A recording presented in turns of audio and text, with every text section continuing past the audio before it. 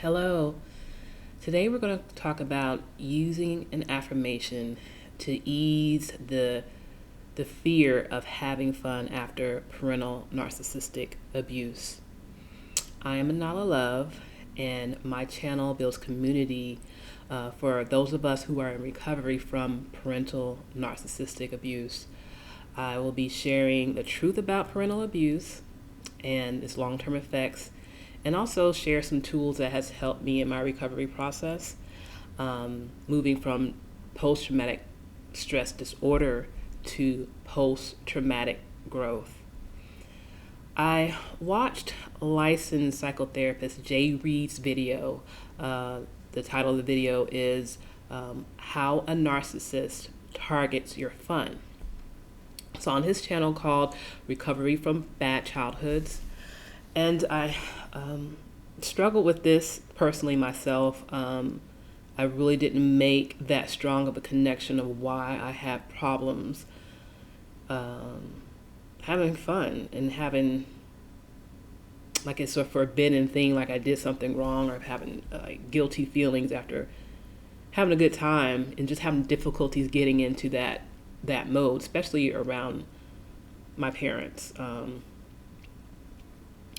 I grew up with a borderline mother who also has narcissistic tendencies, and a father who's narcissistic and has a substance abuse disorder. He's highly functional in areas and highly dysfunctional in other areas, which if you're a functioning substance abuser, there's no incentive for you to get treatment. So those were my parents that I survived, and I lost a lot of things, including my ability to just be myself and enjoy myself and know that I am worthy of it. There's nothing wrong with it. So I've recently gone no contact with my parents. I'm in my mid-40s. I'm about 3 months in going no contact with my mother, and about 2 months in going no contact with my father. It took a long time to get to this place. It wasn't a easy choice. It wasn't a choice that I wanted to make. It was a choice I was forced into making on behalf of my recovery needs. I tried going low contact, but then it built into, okay, well, I have to set firmer boundaries so I can protect my healing process. So part of that, the last couple of years that led up to me going no contact, I had to do a lot of work on myself and self-compassion work. I worked with a therapist. I've been in therapy about 15 years, and I did a lot of self-work, a lot of self-study on what's going on with me and the people that I love the most, that affect my life the most, trying to understand those relationship dynamics.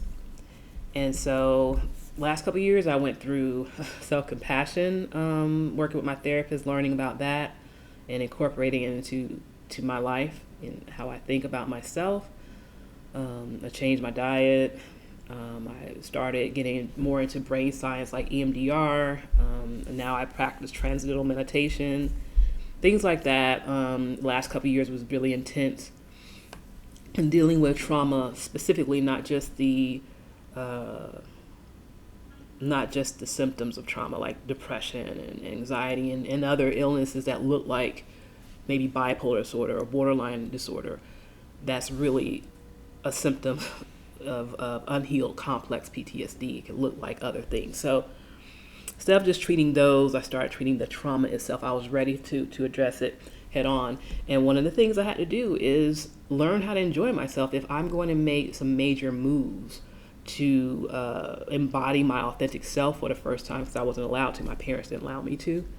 As a family scapegoat, I had to learn how to enjoy myself. I had to learn how to enjoy my free time, you know what I'm saying? Like, wherever you go, there you are. So I can leave and go to a beautiful place that's safe and I can be myself, but if I'm not mentally embodying myself, I'm still hearing the tapes, my parental, the stuff they'd say to me If it's still in my mind, I'm taking it wherever. I don't care if I'm in Hawaii or anywhere in the world. I am going to take their voices in my head until I reprogram it so I can hear my own voice. What does my voice sound like? So fun was one of the things. Last fall, I created an affirmation addressing that. And it went something like, I was trying to dig through to find that affirmation, but it went something like this. I have fun all the time, and I enjoy my fun personality. It was something affirmative. I know I have a right to have fun, but I'm going to affirm it. I'm going to speak it, so I can totally embody that and know and feel safe having fun. With my enmeshed relationship with my borderline mother, who's also narcissistic, that's something she forbade.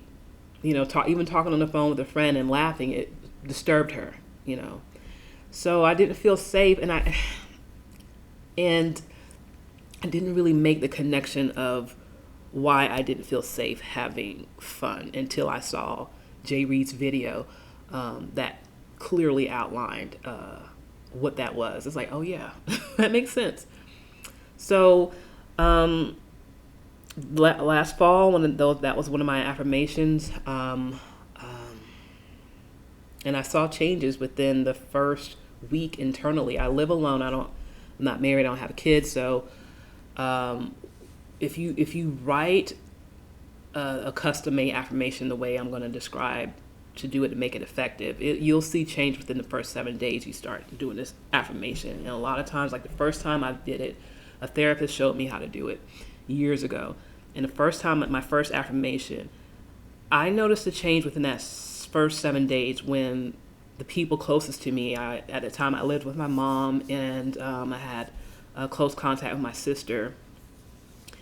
And I also had a love relationship, and all three of those relationships started to shift. Their attitude, they had like a little problem with me, a little attitude, because I had changed. And so that's how I noticed that affirmation was working. It was a self validating affirmation that felt healing to say.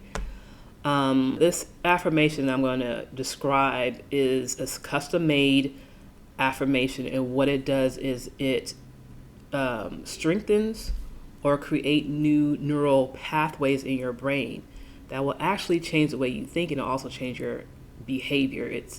I consider it part of brain sciences. It's something that I've last few years have discovered and started incorporating in my recovery process, because it's been extremely effective. So there are 4 ways to make this. There's 4 things that this affirmation needs to make it effective, so you can notice the changes, in your life. The first one is you have to say it 200 times, twice a day, for 21 consecutive days. And when my therapist introduced me this method, she gave me the options, like what you can do is not count 200 times every time you say your affirmation. You could say it just 5 minutes straight over and over again. And do that. Don't skip days, 21 days. She recommended a 12-hour stretch between sets of affirmations. Like, say, if you do your first set of affirmation that day at 7 a.m., then at 7 p.m. you want to do your second set of affirmations. I tried to time it that precise, but most of the time I just did it with my routine. So I had a habit of 20-minute meditation, so I would just add it to at the end of the meditation. I'll do my 5 minutes. And then at the end, before I got ready for bed, I would do my 5 minutes. And so that established establishing a new habit with connecting it to a habit I already had was easier for me to keep it up with the 21 days, because you need to do that repetition for it to be effective. So the second rule is you make it present tense. You try to make it into an I am statement. That's number 3. And then the fourth and most important part to me is you gotta custom make it. There are great books on affirmations that give you samples, but this one I'm talking about is something that has to come from you. What you do is you say you wanted to make an affirmation about how to have more ease and having fun and not feeling that fear or that guilt. Make one that makes your spirit or your soul or your insides to jump up and say yes, that's it.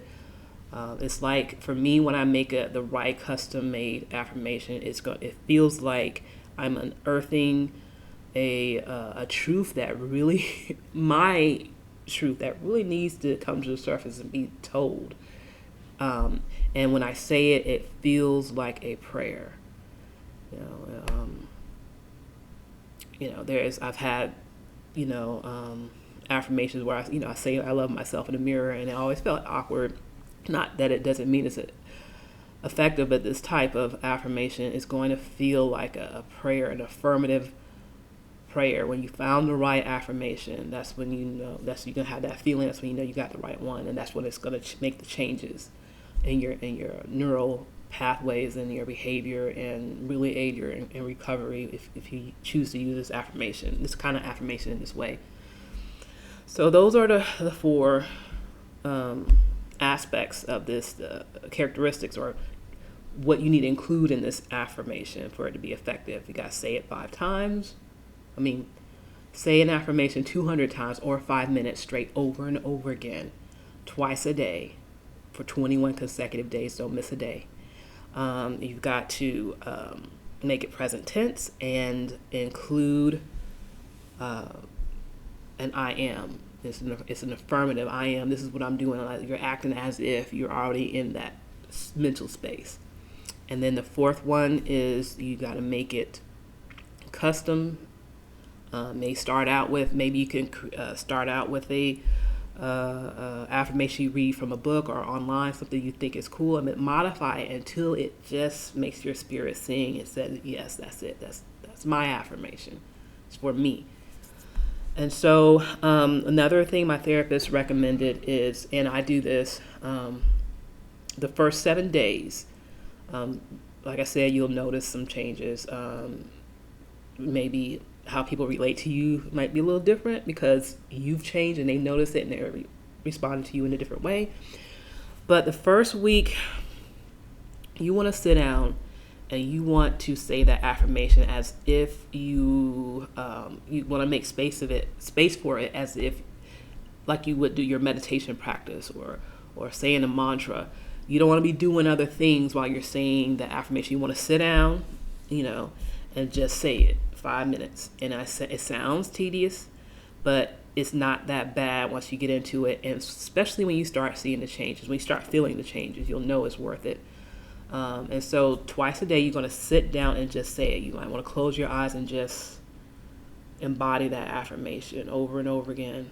And you want to do that 2 times, 7 days, sitting down in the morning and in the evening. You'll make your space, your quiet space, and say it. After the 7th day, on day 8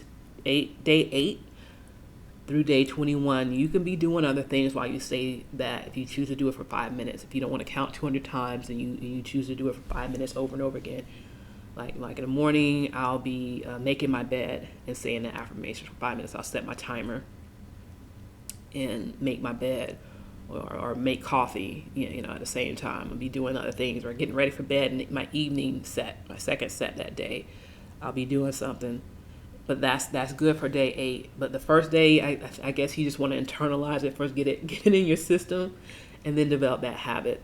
And it works. It works for me.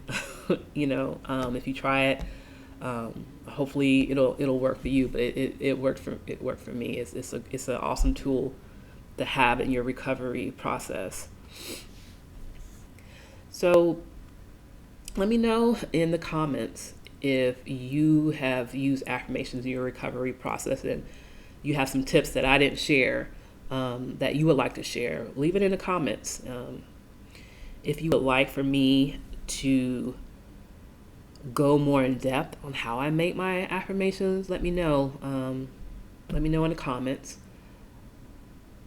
I'll be creating more videos about techniques that have worked for me in my recovery process. I'll also be speaking the truth about parental abuse. I've done a lot of research and a lot of therapy. I'm one that loves to study and understand and go in depth of things, and I love reading things that I can incorporate in my life that I can immediately use. So I'll share what I've learned, some insights that has helped me. I'm all about the truth. The truth sets us free. And one thing about being a scapegoat is your parents, the people that you love the most, that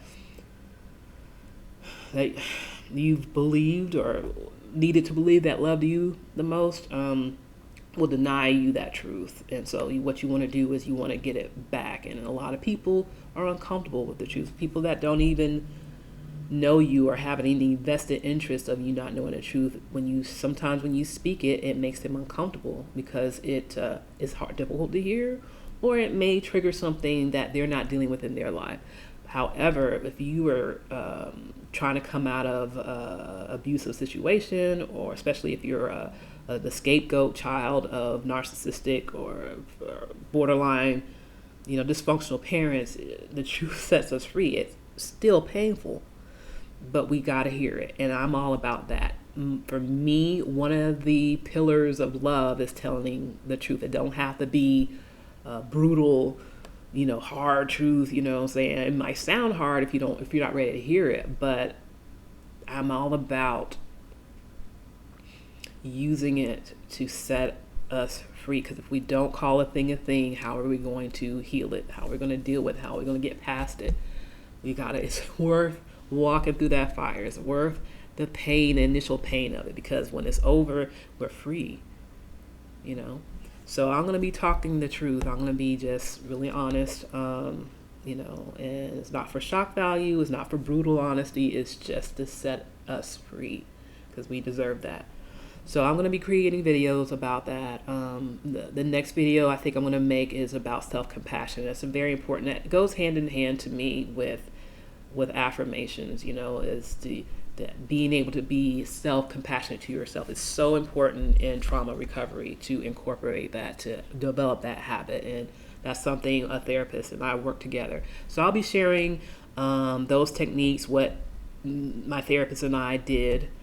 So you can either maybe ask your therapist, if you're seeing a therapist, maybe suggest that, maybe see what he or she says. Or if you don't have one, maybe you can pick up some of the tools that I'll share to kind of start your own self-compassion journey, incorporating it into your life, because it's very, very, very life-changing. It's very important. If you like this video, please like and subscribe and click the notification button so you'll get alerts when I post a new video.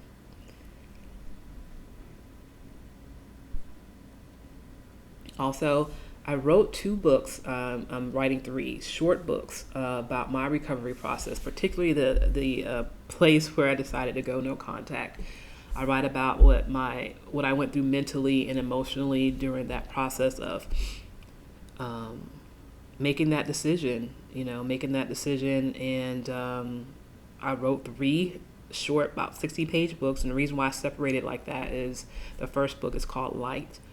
And that's when I realized my lifelong struggle with depression and anxiety and all other kind of mental health diagnoses I've had over the years. That suffering, I was very clear on the cause of it. My parental narcissistic abuse, the emotional trauma, the emotional neglect by the people that I looked up to, that I convinced myself loved me back, and believed them when they, and meshed with my mother. Like, if I didn't speak to her at least 2 times a week, my week wasn't right. Fully, I'm an adult, I've done adult things. I've accomplished some great things in my life, I feel. But is nothing like having my mother saying good job or just making it okay, and that's toxic. That's not healthy. So I wrote about the truth of things that I did not, it was too painful for me to ever admit. And those are the words I wrote in that book, Light, shining the light on my parents have personality disorders, and this is how it affected me, and these are the realizations I've had now that I see that I can look at that dead in the eye and call a thing a thing. This is how it's affected me, and it was about its anger.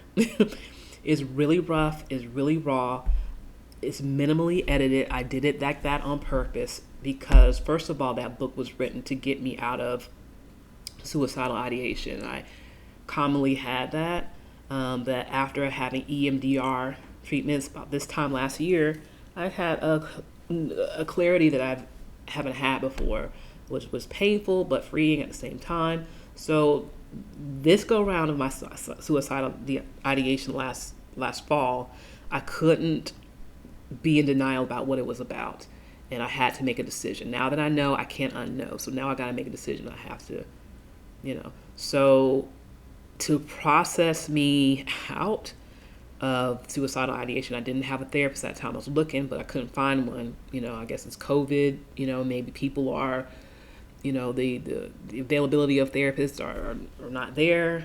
I don't know. I just had problems. So it's like, okay, writing is therapeutic. So I wrote that book to get me out of suicidal ideation so I can make moves towards my recovery. So that's what that book, first book, Light, is pretty rough. It's the roughest of the three. The second book is Selah, Selah, and that's just documenting my, selling my house and moving from my home state away from my family of origin into a different place, an undisclosed location, so I can recover in peace. And that's psychological, how I process that. I wrote it as how I would experience it, and I just edited glaring grammatical errors, and that's it, because I wanted to be as real and raw as possible, because it was just for me. It was about me telling my story. So when I'm ready to forgive, I'm ready to forgive because I've put my story out there. And also, it's like if somebody picks it up and read it, and it helps them feel like they're not alone, then it's worth it. And I separate it in different books because every phase of that process, I needed a different mind frame.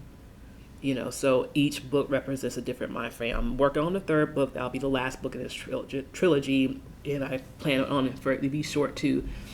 And I plan on the title, The Promised Land, which is the process of me embodying my authentic self for the first time in this land of safety. The Promised Land. I don't know if I want to stay here or not, but it's the land that I've been praying for, as far as spiritually land, as far as like me being free to be my authentic self, is something that has been denied. I never embodied my authentic self in my entire adult life because it was dangerous.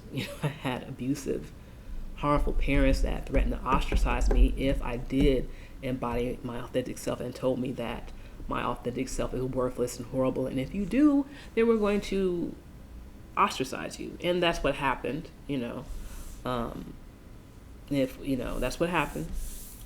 But it's either me or death, and kind of literally and figuratively, and I chose life. I chose me, and I'll let God handle the rest. So the third book, The Promised Land, is what I'm working on right now, but those other two books are published on Amazon, so I'll link that in the description.